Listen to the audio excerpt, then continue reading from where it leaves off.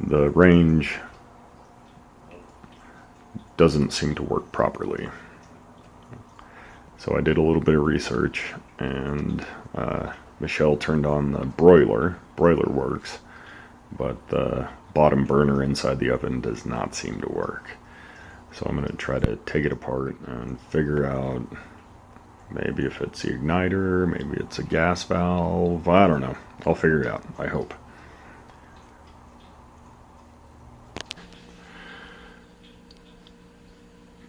In the corner, it would appear that there are screws, probably another one in the other, that I should be able to take loose.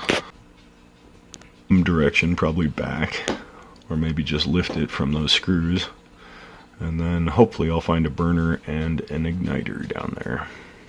So I took out the two screws, and I think the one it's got probably knocked us out. So the idea here is,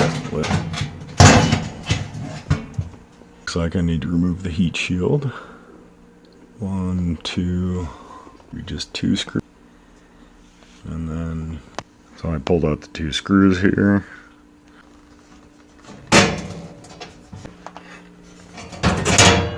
Ha.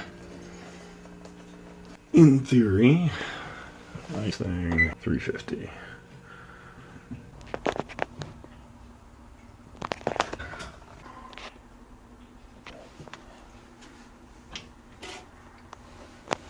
This stupid igniter, I broke it just trying to get it out, and then the screw, yeah, lost its integrity and is stuck, so I'm gonna have to cut.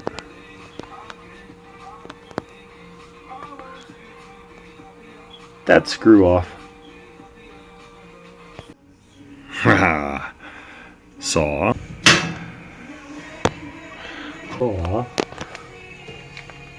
With the driver to spin the screw that's stripped until it cuts. Hopefully that works. So after lots of work, we got that puppy off of there. Still a little screw that I gotta punch out of the hole, but at least the head's off. And then you pull out the drawer down here. That's where you can find the model number for your specific oven and all of the junk food that's underneath your oven. You'll also find a helper, and behind the helper is where all of the wiring is. So these two wires here come over and hook up to. After I added some light, I figured out the trick to this thing.